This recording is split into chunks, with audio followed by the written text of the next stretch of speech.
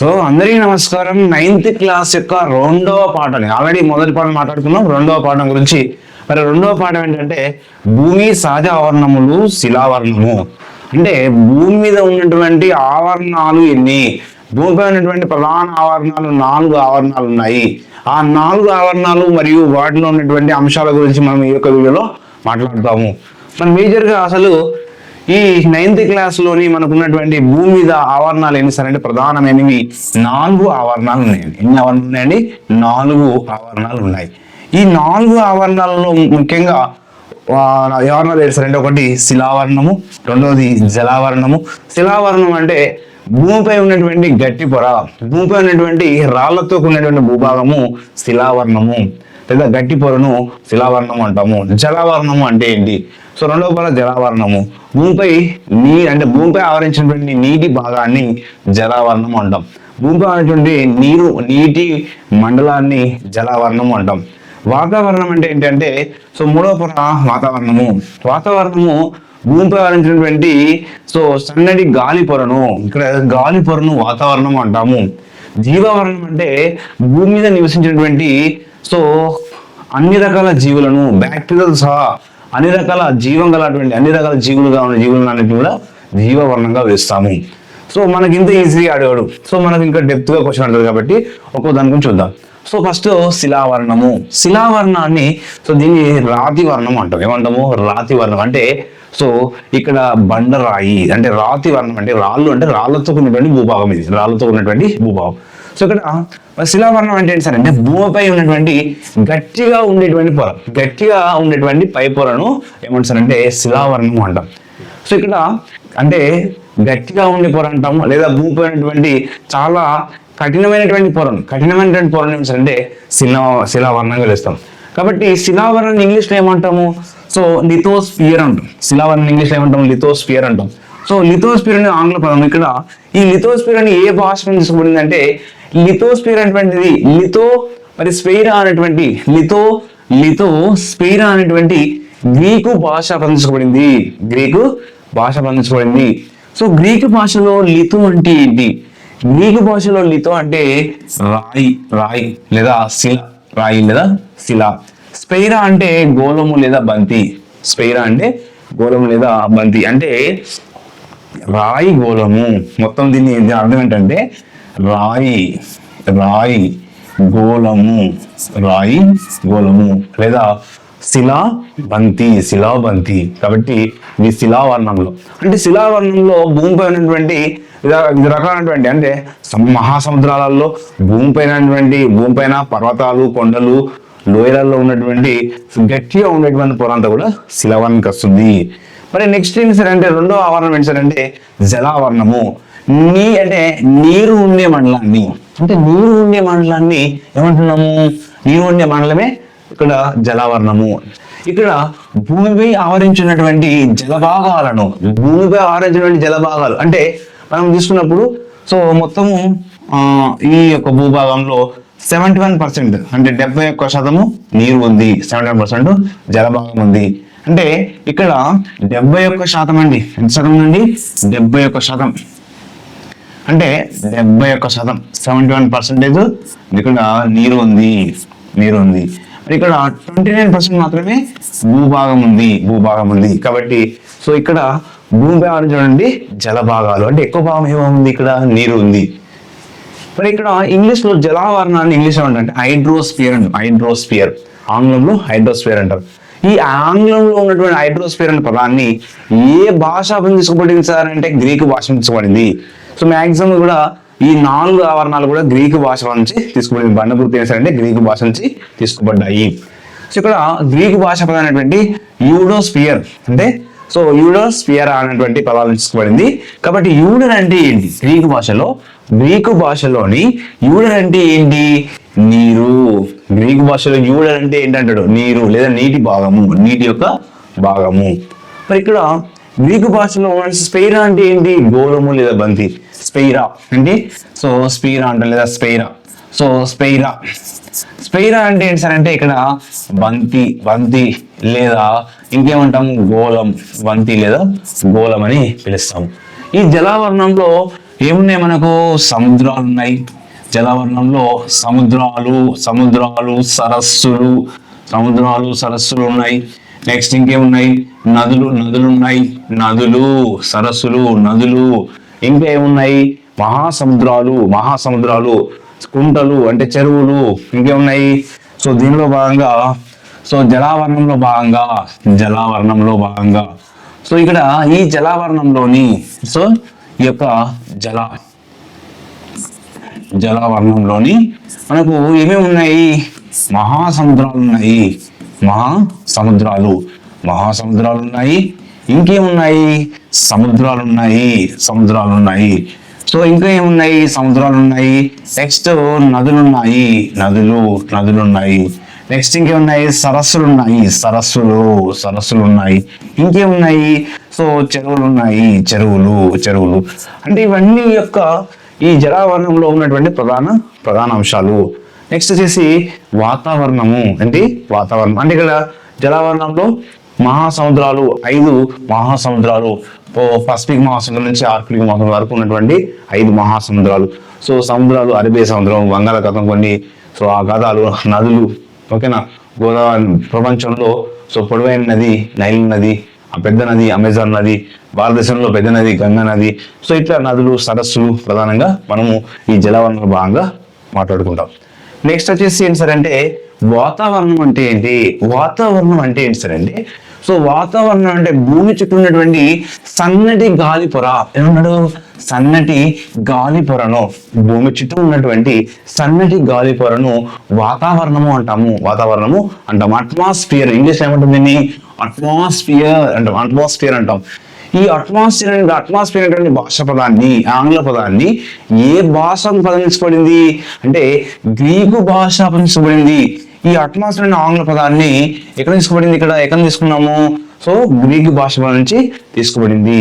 మరి గ్రీకు భాషలో అట్మాస్ అంటే ఏంటి? ఆవిరి. గ్రీకు భాషలో అట్మాస్ అంటే ఏంటి? ఆవిరి. ముఖ్యంగా అంటే ఇక్కడ అంటే నెక్స్ట్ స్పైరా అంటే ఏంటి? స్పైరా అంటే గోళం లేదా బంతి.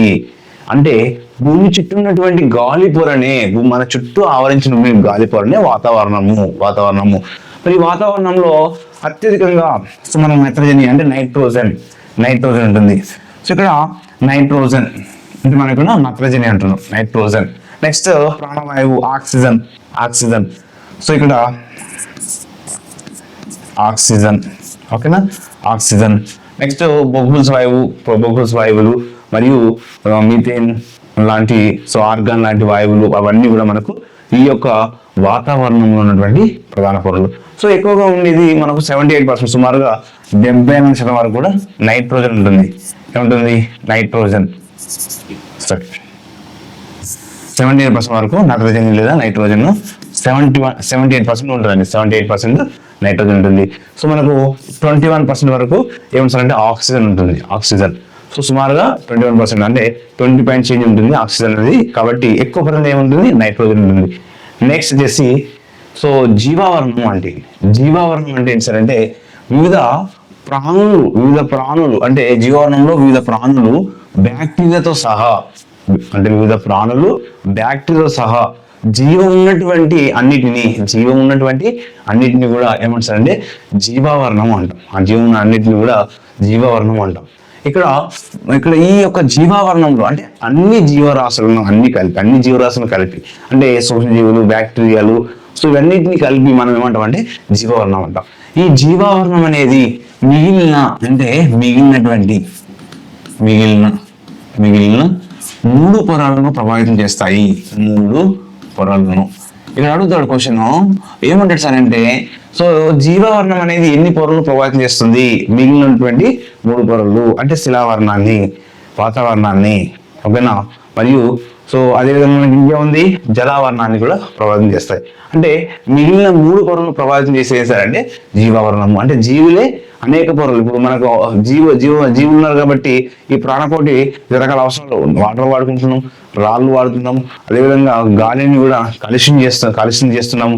కాబట్టి ఈ విధంగా 3 పొరలు ప్రభావితం చేసే వాతావరణము జీవావరణం. కాబట్టి దీన్ని ఇంగ్లీష్లో ఏమంటాం? జీవావరణాన్ని బయోస్పియర్ అంటాం. సో ఆంగ్లంలో దీన్ని బయోస్పియర్ అంటాం. ఈ బయోస్ఫియర్ అనే ఆంగ్ల పదము ఏ భాషా పదం తీసుకోబడింది అండి? గ్రీకు భాషా పదం తీసుకోబడింది. గ్రీకు భాషా పదం నుంచి తీసుకోబడింది. ఇక్కడ గ్రీకు భాషలో బయోస్ అంటే ఏంటి? గ్రీకు భాషలో బయోస్ అంటే ఏంటి సార్ అంటే జీవము. సో జీవము. కాబట్టి గ్రీకు భాషలో బయోస్ అంటే ఏంటి? జీవము. సో స్పైరా అంటే ఏంటి? గోళము లేదా బంతి, ఒక బంతి. కాబట్టి అంటే ఇక్కడ జీవము గల గోళం, జీవగోళము అన్నట్టు. ఇక్కడ దీన్ని పూర్తిగా చెప్పాలంటే జీవగోళము. గ్రీకు భాషలో ఏమంటారు అంటే జీవగోళముగా పిలుస్తామంట. జీవగోళము. రైట్. సో మనకు ఇక్కడ అత్యధికమైనటువంటి వాటిల్లో మామూలుగా చూసినప్పుడు సో నైట్రోజన్ ఉంది. సో నైట్రోజన్ సో ఇది 78% సుమారుగా. ఇది సో 20% ఏమో అంటే 20% 22 to 20.08 అట్లా ఉంటుంది. 78% నైట్రోజన్ ఉంటుంది. సో మిగిలిన వాయువు సో మనకు carbon dioxide 0.03% carbon dioxide. So అట్లా మనకు ఈ వాతావరణంలో ఉన్నటువంటి వాయువులు. తర్వాత ఈ జీవావరణంలో ఉన్నటువంటి ప్రధానంగా మిగిలిన పొరలు అనేటివి కూడా ప్రభావితం చేసేది ఈ యొక్క జీవావరణమే. నెక్స్ట్ వచ్చేసి భూస్వరూపాలు. సో ప్రధానంగా భూమిపై ఉన్నటువంటి స్వరూపాలు ఏంటి సార్ అంటే ప్రధానంగా 3 స్వరూపాలు ఉన్నాయి. వీటి మీద క్వశ్చన్ అడుగుతాడు. ఇది చాలా చాలా ఇంపార్టెంట్. సో భూమిపై ఉన్నటువంటి ప్రధాన పొరలు 3 పొరలు అండి. ఒకటి మొదటి శ్రేణి భూస్వరూపం అంటాం. మొదటి శ్రేణి భూస్వరూపము. ఇక్కడ మొదటి శ్రేణి భూస్వరూపము. మరి మొదటి శ్రేణి భూస్వరూపం అంటే ఏంటి సార్ అంటే ఇక్కడ భూమిపై ఉన్నటువంటి పైపొర భాగంలో ఉండేటువంటి శ్రేణులు లేదా భూమి పై భాగంలో ఉండేటువంటి సో పొరల్లో ఉండేటువంటి వాటిని ఏమంటే ఇక్కడ మొదటి శ్రేణి భూస్వరూపాలు అంటాం. అందులో మహాసముద్రాలు, ఖండాలు అంటే 5 మహాసముద్రాలు, 7 ఖండాలు ఇవన్నీ కూడా మొదటి శ్రేణి భూస్వరూపాలకు వస్తాయి. తర్వాత రెండవ శ్రేణి భూస్వరూపాలు అంటే ఏంటి సార్ అంటే భూమి నుంచి పైకి నెట్టబడిన వాటివి, భూమి నుంచి పైకి వచ్చినవే ఈ రెండవ శ్రేణి భూస్వరూపాలు. అంటే భూమిలో నుంచి కొంత భూభాగం పైకి రావడం, అట్లా రావడం వల్ల వచ్చినాయి రెండవ శ్రేణి. అంటే పర్వతాలు, భూమి ఉప్పొంగడం వల్ల, భూమి కొంత కుంగి అట్లా రావడం వల్ల పర్వతాలు. మైదానాలు కూడా భూమి యొక్క పరిమాణంలో భూస్వరూపంలో కొన్ని మార్పులు రావడం వల్ల మైదానాలు, పీఠభూములు ఇవి ఈ రెండవ శ్రేణిలో ప్రధానమైన అంశమే. నెక్స్ట్ మూడవ శ్రేణి భూస్వరూపం అంటే ఏంటంటే ఇది ముఖ్య చాలా ఇంపార్టెంట్. ఇది నీటి వల్ల కానీ గాలి వల్ల కానీ రూపొందేటువంటి అంటే కొత్తగా రూపొందించబడతాయి. అంటే దీని వల్ల ప్రభావితం అవుతాయి, నీటి వల్ల కానీ గాలి వల్ల కానీ రూపొందేటువంటి వాటిని ఏమంటే మూడవ శ్రేణి భూస్వరూపాలు అంటాం. ఇక్కడ ఎగ్జాంపుల్ చెక్కబడిన కొండలు అంటే గాలి వల్ల కానీ నీటి వల్ల కానీ కొండలు కరిగిపోతూ ఉంటాయి. నెక్స్ట్ లోయలు ఏర్పడతాయి. సో నదుల వల్ల డెల్టాలు ఏర్పడతాయి. కాబట్టి ఇసుక పర్వతాలు అంటే ఒక ప్రాంతం నుంచి మరొక ప్రాంతం ఇసుక పర్వతాలు పెద్ద పర్వతాలు ఏర్పడుతూ ఉంటాయి. క్రమక్షయము నేలకోత ఇది మూడవ శ్రేణి భూస్వరూపాలు. ఇది చాలా ఇంపార్టెంట్. మొదటి శ్రేణి భూస్వరూపాలు ఏంటి? మహాసముద్రాలు అంటే పసిఫిక్ మహాసముద్రము, ఆర్కిటిక్ మహాసముద్రము, అట్లాంటిక్ మహాసముద్రము, ఖండాలు, ఆసియా ఖండం, ఆఫ్రికా ఖండం ఇవన్నీ కూడా మొదటి శ్రేణి భూస్వరూపాలు అంటే భూమి పైపొర భాగంలో ఉండేటువంటివి. మరి రెండవ శ్రేణి భూస్వరూపాలు అనేది భూమి యొక్క రూపాంతరం చెందడం వల్ల కొన్ని మనకు ఏర్పడినవే ఈ యొక్క రెండవ శ్రేణి భూస్వరూపాలు. పర్వతాలు, మైదానాలు అంటే ఎవరెస్ట్ పర్వతము, ఆరవల్లి పర్వతాలు ఇవన్నీ కూడా రెండవ శ్రేణి. మైదానాలు సో గంగా సింధు మైదానాలు, ఓకేనా.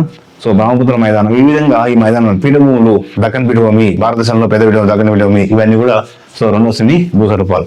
మూడవ శ్రేణి భూస్వరూపాలు అనేది ఏర్పడిస్తారంటే నీటి వల్ల కానీ గాలి వల్ల కానీ అంటే ఇక్కడ వాటి ప్రభావం వల్ల ఏర్పడ్డవే మూడవ శ్రేణి భూస్వరూపాలు. చెక్కబడిన కొండలు అనేది సో ఆ చెక్కబడిన కొండలు అంటే ఏంటి? సో నీటి వల్ల కరగడము, గాలి వల్ల అరగడము. కాబట్టి ఈ విధంగా లోయలు, డెల్టాలు, ఇసుక పర్వతాలు, ఓకేనా. గార్జెస్ ఏర్పడతాయి. గార్జెస్ కూడా సో మనకు సింధు అంటే మామూలుగా సింధు ప్రాంతంలో మన జమ్మూ కాశ్మీర్లో గార్జెస్ ఏర్పడతాయి. మరి ఇక్కడ గోదావరి ప్రాంతాల్లో కూడా, గోదావరి ప్రవహించే ప్రాంతాల్లో కూడా గార్జెస్ ఏర్పడతాయి. ఇది మూడో శ్రేణి.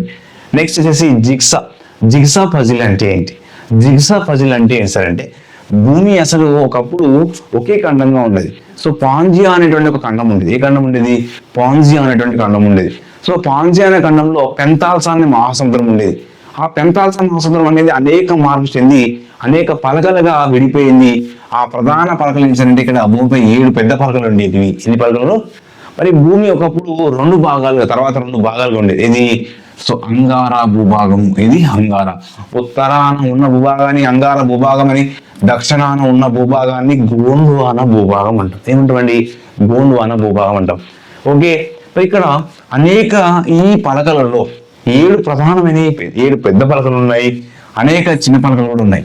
ఇక్కడ కొన్ని మహాసముద్రాలు కూడా పలకల పైన ఉన్నాయండి. మహాసముద్రాలు కూడా కొన్ని పలకల మీద ఉన్నాయి.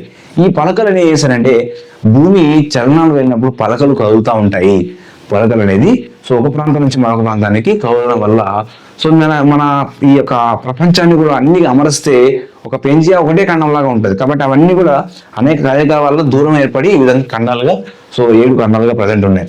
సో పెద్దది ఏంటంటే ఆఫ్రికా అనేటువంటి పలక, ఆఫ్రికా పలక, ఉత్తర అమెరికా పలక, దక్షిణ అమెరికా పలక, హిందూ ఆస్ట్రేలియా పలక, అంటార్టికా పలక, యురేసియా పలక, యురేసియా, పసిఫిక్ పలక. అంటే పసిఫిక్ పలక కూడా ఉంటుంది. అంటే మహాసముద్రాలు కూడా వీటి యొక్క పలకల పైనే ఉన్నాయి. తర్వాత చిన్నవి ఏంటి అంటాడు, చిన్నవి ప్రధానమే. సో నాజ్కా, అరేబియా అనేటువంటి పలక, అరేబియా అనేటువంటి పలక.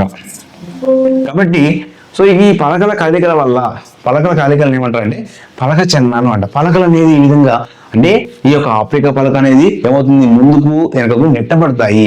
అలా నెట్టబడడం వల్ల ఆ కదలికలను పలక చలనాలు అంటాం. ఏమంటాం అండి? పలక చలనాలు అంటాం. నెక్స్ట్ ఇందులో ఉన్నటువంటి ప్రధాన అంశం అంటే టెక్టానిక్స్. మరి టెక్టానిక్స్ అనే పదం అనేది ఒక ఆంగ్ల పదం. మరి ఈ యొక్క టెక్టానిక్ అనే పదము టెక్టాన్ అనే గ్రీక్ పదం నుంచి వచ్చిందండి. ఎక్కడ నుంచి వచ్చిందండి? టెక్టాన్ అనేటువంటి గ్రీక్ పదం నుంచి రావడం జరిగింది. సో టెక్టానిక్స్ అనే ఆంగ్ల పదం అనేది టెక్టాన్ అనేటువంటి గ్రీక్ పదం నుంచి రావడం. ఇక్కడ టెక్టాన్ అంటే అర్థం ఏంటి? సో ఏంటి టెక్టాన్. మరి టెక్టాన్ అంటే అర్థం ఏంటి సార్ అంటే సో వడ్రంగి. టెక్టాన్ అంటే అర్థం ఏంటి? ఇక్కడ వడ్రంగి అంటే భవన నిర్మాణదారు అనేటువంటిది. సో టెక్టాన్ అర్థం ఏంటి? భవన నిర్మాణదారు, వడ్రంగి. సో ఇక్కడ వడ్రంగి అనే అర్థాన్ని సో సంస్కృత పదం ఇది. వడ్రంగి అనే పదం అర్థం అనేది, వడ్రంగి అనే అర్థం అనేది సో సంస్కృత పదమైనటువంటి సో తక్షణికి, ఇక్కడ ఏంటి తక్షణికి అనే అర్థం నుంచి రావడం జరిగింది. తక్షణికి అనేటువంటి దాని నుంచి రావడం జరిగింది. వడ్రంగి అనే అర్థం అనేది సంస్కృత పదమైనటువంటి తక్షణికి నుంచి రావడం జరిగింది. సో ఇక్కడ తాజాగా ఏర్పడినటువంటి పలకాన్ని మిట్ట నుంచి దూరంగా నెడుతుంది. దీన్ని సముద్రం నేల విస్తరణ ఏర్పడుతుంది. అంటే ఏంటి? పలకలు ఇక్కడ 7 పలకలు ఉన్నాయి, అనేక చిన్న పలకలు ఉన్నాయి. ఇవి నించడం వల్ల ఒక సముద్ర నేల విస్తరణ అంటే కొత్త ప్రాంతాలు ఏర్పడతాయి, కొన్ని దీవులు కూడా ఏర్పడుతూ ఉంటాయి. అది దీనివల్ల సరే అంటే ఆ పలకలు అనేది కదలడం వల్ల మనకు ఏర్పడుతూ ఉంటుంది. సో నెక్స్ట్ వీడియోలో మనకు ఇంకా రిమైనింగ్ అంశాలన్నీ కూడా అంటే ఈ యొక్క లెసన్ లో ఉన్నటువంటి రిమైనింగ్ అంశాలన్నీ కూడా నెక్స్ట్ వీడియోలో మాట్లాడతాం. Okay, thank you to all.